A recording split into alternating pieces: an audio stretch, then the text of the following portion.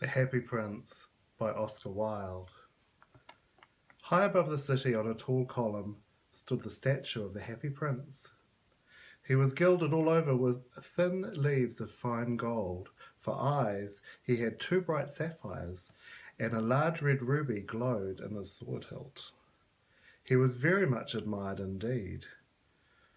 "He is as beautiful as a weathercock," remarked one of the town councillors, who wished to gain a reputation for having artistic tastes. "Only not quite so useful," he added, fearing people should think him unpractical, which he really was not.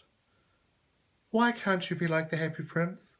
asked a sensible mother of her little boy who was crying for the moon. "The Happy Prince never dreams of crying for anything." "I'm glad there is someone in the world who is quite happy," muttered a disappointed man as he gazed at the wonderful statue. "He looks just like an angel," said the charity children as they came out of the cathedral in their bright scarlet cloaks and their clean white pinafores. "How do you know?" said the mathematics master. "You've never seen one?" "Ah, but we have, in our dreams," answered the children, and the mathematical master frowned and looked very severe because he did not approve of children dreaming. One night there flew over the city a little swallow. His friends had gone away to Egypt 6 weeks before, but he had stayed behind, for he was in love with the most beautiful reed. He had met her early in the spring as he was flying down the river after a big yellow moth, and he had been so attracted by her slender waist that he had stopped to talk to her.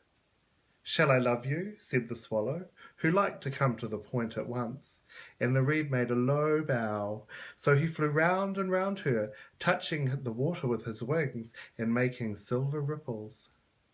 This was his courtship, and it lasted all through the summer. "It's a ridiculous attachment," twittered the other swallows. "She has no money and far too many relations." And indeed the river was quite full of reeds. Thus, when autumn came, they all flew away. After they had gone, he felt lonely, and he began to tire of his lady love. "She has no conversation," he said, "and I am afraid that she is a coquette, for she is always flirting with the wind." And certainly, whenever the wind blew, the reed made the most graceful curtsies. "I admit she is domestic," he continued, "but I love travelling, and my wife should love travelling also." "Will you come away with me?" he said finally to her, but the reed shook her head. She was so attached to her home. "You have been trifling with me," he cried. "I'm off to the pyramids. Goodbye." And he flew away. All day long he flew, and at night time he arrived at the city. "Where shall I put up? I hope the town has made preparations." Then he saw the statue on the tall column. "I'll put up there," he cried. "It's a fine position, with plenty of fresh air." So he alighted just between the feet of the Happy Prince. "I have a golden bedroom," he said softly to himself as he looked round, and he prepared to go to sleep. But just as he was putting his head under his wing, a large drop of water fell on him. "What a curious thing!" he cried. "There's not a single cloud in the sky. The stars are quite clear and bright, and yet it is raining. The climate of the north of Europe is really dreadful. The reed used to like the rain, but that was merely her selfishness." Then another drop fell. "What use is a statue if it cannot keep the rain off?" he said. "I must look for a good chimney pot." And he determined to fly away. But before he had opened his wings, a third drop fell, and then he looked up. Ah, what did he see? The eyes of the Happy Prince were filled with tears, and the tears were running down his golden cheeks. His face was so beautiful in the moonlight, the little swallow was filled with pity. "Who are you?" he said. "I am the Happy Prince." "Why are you weeping?" asked the swallow. "You have quite drenched me." "When I was alive and had a human heart," answered the statue, "I did not know what tears were, for I lived in the palace of Sanssouci, where sorrow was not allowed to enter. In the daytime I played with my companions in the garden, and in the evening I led the dance in the great hall. Round the garden ran a great lofty wall, but I never cared to ask what lay beyond it. Everything about me was beautiful. My courtiers called me the Happy Prince, and happy indeed, if pleasure be happiness. So I lived, and so I died. And now that I am dead, they have set me up so high that I can see all the ugliness and misery of my city. And though my heart is made of lead, I cannot choose but to weep. What? It is not solid gold, said the swallow to himself. He was too polite to make any personal remarks out loud. Far away, continued the statue in a low musical voice, far away in a little street is a poor house. One of the windows is open, and through it I can see a woman seated at a table. Her face is thin and worn, and she has coarse red hands all pricked by the needle, for she is a seamstress. She is embroidering passion flowers on a satin gown for the loveliest of the Queen's maids of honour to wear at the next court ball. In a bed in the corner of the room, her little boy is lying ill. He has a fever, and he's asking for oranges. His mother has nothing to give him but river water, so he is crying. Swallow, swallow, little swallow, will you not bring her the ruby out of my sword hilt? My feet are fastened to this pedestal, and I cannot move. I am waited for in Egypt, said the swallow. My friends are flying up and down the Nile and talking to large lotus flowers. Soon they will go to sleep in the tomb of the great king. The king is there himself in a painted coffin. He is wrapped in yellow linen and embalmed with spices. Round his neck is a chain of pale green jade, and his hands are like withered leaves. Swallow, swallow, little swallow, said the prince, will you not stay with me one night and be my messenger? The boy is thirsty, and the mother is so sad. I don't think I like boys, said the swallow. Last summer, when I was staying on the river, there were 2 rude boys, the miller's sons, who were always throwing stones at me. They never hit me, of course. We swallows fly far too well for that. And besides, I come from a family famous for its agility, but still, it was a mark of disrespect. But the happy prince looked so sad that the little swallow was sorry. It is cold here, he said, but I will stay with you one night and be your messenger. But the happy... Thank you, little swallow, said the prince. So the swallow picked out the great ruby from the prince's sword and flew away with it in his beak over the roofs of the town. He passed by the cathedral tower where the white marble angels were sculpted. He passed by the palace and heard the sound of dancing. A beautiful girl came out on the balcony with her lover. How wonderful the stars are, he said to her, and how wonderful the power of love. I hope my dress will be ready in time for the state ball, she answered.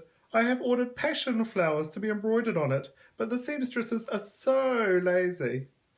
He passed over the river, and he saw lanterns hanging to the masts of the ship. At last he came to the poorhouse and looked in. The boy was tossing feverishly in bed, and the mother had fallen asleep. She was so tired. In he hopped and laid the great ruby on the table beside the woman's thimble. Then he flew round the bed, fanning the boy's forehead with his wings. How cool I feel, said the boy. I must be getting better, and sank into a delicious slumber. Then the swallow flew back to the happy prince and told him what he had done. It's curious, he remarked, but I feel quite warm now, though it is so cold. That is because you've done a good action, said the prince. And the little swallow began to think. Then he fell asleep. Thinking always made him sleepy. When day broke, he flew down to the river and had his bath. What a remarkable phenomena, said the professor of ornithology as he was passing over the bridge. A swallow in winter. And he wrote a long letter about it to the local newspaper. Everyone quoted it. It was full of so many words that they didn't understand. Tonight I go to Egypt, said the swallow. And he was in high spirits at the prospect. He visited all the public monuments and sat a long time on this church steeple. Wherever he went, the sparrows chirped to each other. What a distinguished gentleman! He enjoyed himself very much. When the moon rose, he flew back to the happy prince. Have you got any commissions for Egypt? He cried. I am just starting. Swallow, swallow, little swallow, said the prince, will you not stay with me one night longer? I am waited for in Egypt, answered the swallow. Tomorrow my friends will fly up the second cataract. The river house horse crouches there amongst the bulrushes. On a great granite throne sits god Memnon. All night long he watches the stars, and when the morning stars shine, he utters a cry of joy, and then he is silent. At noon the yellow lions come down to the water's edge to drink. They have eyes like green beryls, and their roar is louder than the roar of a cataract. Swallow, swallow, little swallow, said the prince. Far away across the city I see a young man in a loft. He is leaning over a desk covered with papers, and in a tumbler by his side there is a bunch of withered violets. His hair is brown and crisp, his lips are red as pomegranate, and he has large dreamy eyes. He is trying to finish the play for the director of theatre, but he is too cold to write any more. The power has been cut off, and hunger has made him faint. I will wait with you one night longer, said the swallow, who really had a good heart. Shall I take another ruby? Alas, I have no ruby now, said the prince. My eyes are all that I have left. They are made from rare sapphires, which were brought out of India 1,000 years ago. Pluck one of them and take it to him. He will sell it to the jeweller and buy food and pay the electric bill. Dear prince, said the swallow, I cannot do that. And he began to weep. Swallow, swallow, little swallow, said the prince, do as I command you. So the swallow plucked out the prince's eye and flew away to the student's loft. It was easy to get in, as there was a hole in the roof, and through this he darted and came into the room. The young man had his head buried in his hand, so he did not hear the flutter of the bird's wings, and when he looked up, he found a beautiful sapphire lying in the withered violets. I'm beginning to be appreciated, he cried. This is from some great admirer. Now I may finish my play. And he looked quite happy. The next day, the swallow flew down to the harbour. He sat on the mast of a large vessel and watched the sailors hauling big chests out of the hold with ropes. Heave-a-ho! They cried to each other as each chest came up. I'm going to Egypt, cried the swallow, but nobody minded, and when the moon rose, he flew back to the happy prince. I come to bid you goodbye. Swallow, swallow, little swallow, said the prince. Will you not stay with me one night longer? It is winter, answered the swallow, and the chill snow will soon be here. In Egypt the sun is warm on the green palm trees, and the crocodiles lie in the mud, looking lazily about them. My companions are building a nest in the temple of Baalbek, and the pink and white doves are watching them and cooing to each other. Dear prince, I must leave you, but I will never forget you. And next spring I will bring you back 2 most beautiful jewels in place of those you have given away. The ruby shall be redder than a red rose, and the sapphire shall be as blue as the great sea. In the square below, said the happy prince, there stands a little girl.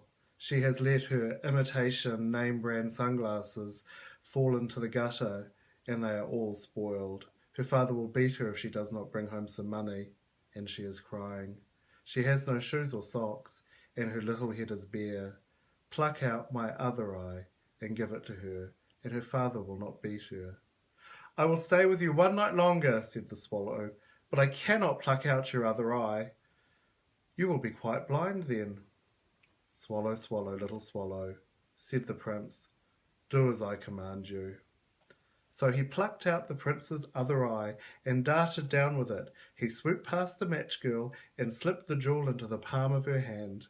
What a lovely bit of glass, cried the little girl, and she ran home laughing. Then the swallow came back to the prince. You are blind now, he said, so I will stay with you always. No, little swallow, said the prince, you must go away to Egypt. I will stay with you always, said the swallow, and he slept at the prince's feet. All of the next day, he sat on the prince's shoulder and told him stories about what he had seen in strange lands. He told him of the red ibises who who stand in long rows on the banks of the Nile and catch goldfish with their beaks, and of the Sphinx, who is as old as the world itself and lives in the desert. It knows everything of merchants who walk slowly beside their camels and carry amber beads in their hands, of the kings of the mountains of the moon, who worships a large crystal, of the great green snake that sleeps in the palm tree and has 20 priests to feed it. Dear Swallow, said the prince, you tell me of marvellous things, but more marvellous than anything is the suffering of people. There is no mystery greater than misery. Fly over the city, little swallow, and tell me what you see there. So the little swallow flew over the great city. He saw the rich making merry in their beautiful houses, while beggars were sitting at the gates. He flew into dark lanes, and he saw the white faces of starving children looking listlessly out at the black streets. Under the archway of a bridge, 2 little boys were lying in one another's arms to keep each other warm. How hungry we are, they said. You must not lie here, shouted the security guard, and they wandered out into the rain. Then he flew back to the prince and told him what he had seen. I'm covered in fine gold, said the prince. You must take it off, leaf by leaf, and give it to the poor. The living always think that gold can make them happy. Leaf after leaf of the fine gold the swallow picked off, till the happy prince looked dull and grey. Leaf after leaf of the fine gold he brought to the poor, and the children's faces grew rosier, and they laughed and played games in the street. We have bread now, they cried. Then the snow came, and after the snow, the frost. The streets looked as if they were made of silver. They were so bright and glistening. Long icicles like crystal daggers hung down from the eaves of the houses. Everybody went about in furs, and the children wore scarlet caps and skated on the ice. The poor little swallow grew colder and colder, but he would not leave the prince. He loved him too well. He picked up crumbs outside the baker's door, and when the baker was not looking, and tried to keep himself warm by flapping his wings. But at last he knew he was going to die. He had just strength to fly up to the prince's shoulder once more. Goodbye, dear prince, he murmured. Will you let me kiss your hand? I'm glad you're going to Egypt at last, little swallow, said the prince. You have stayed too long here, but you must kiss me on the lips, for I love you. It's not Egypt that I'm going, said the swallow. I'm going to the house of death. Death is a brother of sleep, is he not? And he kissed the happy prince on the lips and fell down dead at his feet. At that moment a curious crack sounded inside the statue, as if something had broken. The fact is that the leaden heart had snapped right in two. It certainly was a dreadfully hard frost. Early the next morning the mayor was walking in the square below in the company of the town councillors. As they passed the column he looked up at the statue. Dear me, how shabby the statue looks, he said. How shabby indeed, cried the town councillors, who always agreed with the mayor, and they went up to look at it. The ruby has fallen out of the sword, and his eyes are gone, and he is golden no longer, said the mayor. In fact, he's little better than a beggar. Little better than a beggar, said the town councillors. And actually, there's a dead bird at his feet, said the mayor. We really must issue a proclamation that no birds are to be allowed to die here. And the town clerk made a note of the suggestion. So they pulled down the statue of the Happy Prince. As he is no longer beautiful, he is no longer useful, said the art professor at the university. Then they melted the statue in the furnace, and the mayor held a meeting of the corporation to decide what was to be done with the metal. We must have another statue, of course, he said, and it shall be a statue of myself. Of myself, said each of the town councillors as they quarrelled. When I last heard of them, they were quarrelling still. What a strange thing, said the overseer of the workmen at the foundry. This broken lead heart will not melt in the furnace. We must throw it away. So he threw it on the dust heap, where the dead swallow was also lying. Bring me the two most precious things in the city, said God to one of his angels, and the angel brought him the leaden heart and the dead bird. You have chosen rightly, said God, for in my garden of paradise this little bird shall sing evermore, and in my city of gold the happy prince shall praise me.